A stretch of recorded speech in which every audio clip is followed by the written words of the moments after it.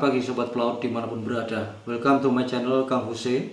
We are blessed to be a blessing. Setelah kemarin kita bahas tentang pelaut dan pelayaran, saatnya sekarang kita bahas segmen pelaut itu apa saja. Sebelumnya saya akan bercerita tentang seorang teman ketika masih di kapal dulu. Pada akhirnya ia menyesal meskipun cita-citanya sebagai pelaut sudah tercapai. Kenapa bisa demikian? Ternyata selama ini ia hanya ikut-ikutan teman-temannya masuk ke lembaga diklat, ambil jurusan perhotelan. Kemudian ketika ia berlayar di kapal pesiar sebagai GPA housekeeping, berapa bulan berjalan, penyesalan itu timbul karena sebenarnya passion dia adalah menjadi seorang sailor atau bekerja di deck department. Nah, kita perlu tahu apa saja sih bagian atau segmen pelaut itu agar kita tidak salah pilih dan menyesal di kemudian hari. Dalam video sebelumnya kita telah membahas pelaut dan pelayaran, dan bagaimana masih tertarik menjadi seorang pelaut dan atau bekerja di dunia pelayaran. Secara lebih luas, profesi pelaut akan saya kelompokkan menjadi dua, yaitu profesi pelaut berdasarkan jurusan atau departemen, kemudian profesi pelaut berdasarkan sertifikat dan jabatan. Yang pertama kita akan bahas profesi pelaut berdasarkan jurusan atau departemen.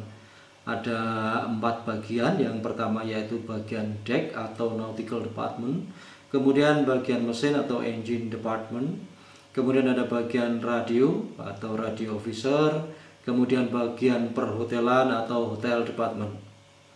Mari kita bahas satu persatu, mulai dari bagian deck atau nautical department.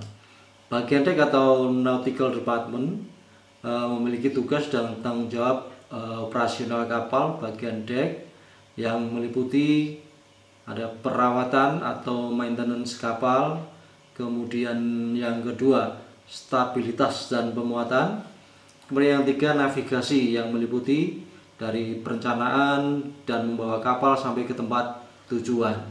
Yang keempat ada safety and security kapal, kemudian yang kelima operasional deck lainnya. Bagian deck dipimpin oleh Chief Officer atau Mu'alim 1. Di samping tugas lainnya dalam hal administrasi dan muatan serta perawatan kapal. Kemudian ada Second Officer atau Mu'alim 2 yang bertanggung jawab terhadap navigasi kapal. Kemudian ada Third Officer atau Mu'alim 3 yang bertanggung jawab terhadap safety dan security kapal. Kemudian di kapal-kapal yang lebih besar biasanya ada Fourth Officer atau Mu'alim 4 menjadi asisten dari Second Officer atau Third Officer. Keempat jabatan tersebut di atas kita sebut sebagai perwira deck atau deck officer. Jadi deck officer itu terdiri dari yang pertama ada Chief Officer atau Mu'alim 1, kemudian ada Second Officer Mu'alim 2, kemudian Third Officer atau Mu'alim 3, yang terakhir ada Mu'alim 4 atau Fourth Officer. Untuk bisa menjadi seorang deck officer dipersyaratkan harus memiliki kualifikasi keahlian pelaut nautika yang bisa diperoleh melalui pendidikan dan pelatihan, baik itu di SMK pelayaran bagi lulusan SMP atau di Politeknik atau Akademi Pelayaran bagi lulusan SMA dan khususnya di jurusan IPA. Dan yang harus diingat, kita harus tetap memilih sekolah atau kampus yang sudah mengantongi approval dari Kementerian Perhubungan. Ciri-ciri dari sekolah yang sudah mengantongi approval dari Kementerian Perhubungan yaitu lulusannya atau ketika kita lulus nanti akan mendapatkan ijazah keahlian. Untuk yang dari SMK itu ada ANT4, kemudian yang akademi atau politeknik akan mendapatkan ijazah laut atau ijazah keahlian ahli nautika tingkat 3 atau ANT3. Kemudian setelah tadi ada deck officer, di deck department ada juga yang disebut deck rating atau anak buah kapal atau biasa kita sebut ABK, yang memiliki tugas dan tanggung jawab membantu deck officer dalam operasional kapal, misalnya perawatan kapal, kemudian mooring operation, steering, cleaning, dan sebagainya. Deck rating dipimpin oleh seorang bosun atau boatswain atau kita sebut juga serang, yang mengkoordinasi kegiatan yang diberikan perwira deck, yang kemudian didelegasikan kepada sailor AB dan sailor OS. Dan untuk menjadi rating deck atau deck rating tidak memerlukan sertifikat keahlian secara khusus, namun tetap dipersyaratkan beberapa sertifikat keterampilan dasar, kemudian keterampilan khusus, kemudian dilengkapi juga dengan dokumen pelaut seperti buku pelaut dan satu lagi SID. Dan berikutnya adalah engine department atau bagian mesin, yang mempunyai tugas dan tanggung jawab memastikan agar permesinan kapal tetap beroperasi baik selama pelayaran maupun pada saat berlabuh atau sandar di pelabuhan. Engine department dipimpin oleh seorang chief engineer atau kepala kamar mesin atau sering kita sebut KKM. Kemudian di bawahnya ada second engineer atau masinis 2 yang fungsinya mengawasi pemeliharaan harian dan operasional bagian mesin. Kemudian yang kedua ada third engineer atau masinis 3 yang bertanggung jawab atas boiler, bahan bakar, auxiliary engine, dan motor bantu. Kemudian untuk kapal-kapal yang lebih besar ada optional engineer, yaitu fourth engineer atau masinis 4. Masinis 4 ini adalah junior engineer sebagai asisten dari second engineer dan third engineer. Jabatan chief engineer, second engineer, third engineer, dan fourth engineer ini kita sebut sebagai perwira mesin atau engineer. Untuk bisa menjadi perwira mesin atau engineer dipersyaratkan harus memiliki kualifikasi keahlian pelaut teknika yang bisa diperoleh melalui pendidikan, baik itu di SMK pelayaran bagi yang lulus SMP maupun di Politeknik atau Akademi Pelayaran bagi lulusan SMA IPA ataupun dari SMK permesinan ya tentu saja. Kemudian setelah perwira mesin atau engineer, kita juga di bagian mesin mempunyai engine rating atau ABK mesin yang bertanggung jawab atau mempunyai tugas membantu kegiatan operasional di permesinan. Sedangkan engine rating atau ABK mesin terdiri dari foreman biasanya, kemudian ada motorman, fireman, greaser, oiler, dan wiper. Untuk menjadi rating engine tidak memerlukan sertifikat keahlian secara khusus, namun tetap dipersyaratkan beberapa sertifikat keterampilan dasar, kemudian sertifikat keterampilan khusus, kemudian dilengkapi juga dengan dokumen pelaut seperti buku pelaut dan satu lagi SID. Kemudian jabatan lainnya yang membutuhkan sertifikat keahlian khusus adalah radio officer. Radio officer ini bertugas sebagai operator radio di atas kapal dan bertanggung jawab terhadap keselamatan kapal dari mara bahaya, baik itu alam maupun wreck atau kerangka kapal. Kemudian untuk bidang kelistrikan kapal ada yang namanya ETO atau Electro Technical Officer atau electrician yang bertugas memastikan kelistrikan kapal beroperasi dengan baik. Dan berikut ini adalah bagian atau departemen atau segmen yang paling populer di kalangan masyarakat kita, yaitu hotel departemen atau bagian perhotelan. Untuk kapal-kapal barang atau kapal penumpang dalam negeri, koki dan pelayan biasanya di bawah koordinator radio officer.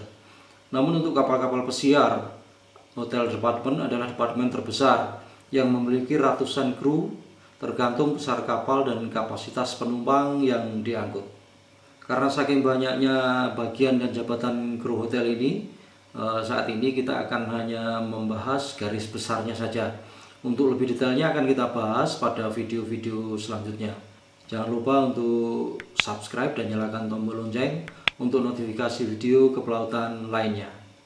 Ya, hotel departemen di kapal pesiar biasanya terdiri dari beberapa bagian. Untuk yang pertama ada F&B atau Food and Beverage. F&B ini terdiri dari yang pertama itu ada Mater D atau bagian service atau sering kita sebut juga dengan waiter. Kemudian yang kedua ada bagian bar atau bagian service beverage atau minuman. Kemudian ada bagian galley atau chef atau bagian food preparation and process. Kemudian ada provision adalah bagian gudang dan perbekalan. Kemudian di bagian housekeeping ada room attendant atau cabin steward, kemudian public area attendant, kemudian linen atau uniform, kemudian ada bagian laundry juga. Bagian berikutnya dari perhotelan adalah purser. Purser adalah bendahara kapal yang mengurusi penanganan keuangan. Purser biasanya juga memiliki beberapa staf untuk membantu tugas-tugasnya di atas kapal. Kemudian berikutnya ada kasino. Ada beberapa staf kasino yang melayani permainan ketangkasan di atas kapal atau boleh kita bilang judi di atas kapal. Kemudian ada concession. Concession ini antara lain gift shop atau toko souvenir yang berada di atas kapal. Kemudian salon atau spa yang ada di atas kapal. Kemudian yang terakhir dari perhotelan ada yang namanya cruise director, yaitu yang terdiri dari music director, kemudian band, kemudian dancer, dan ada juga yacht staff yang menangani atau mengkoordinir kegiatan-kegiatan yacht atau anak-anak selama di atas kapal. Menjadi kru hotel di kapal pesiar paling banyak diminati oleh masyarakat karena selain gaji dolar di kapal pesiar benar-benar bisa keliling dunia, dan lagi peluang atau kesempatan terbuka luas karena setiap kapal membutuhkan ratusan kru perhotelan.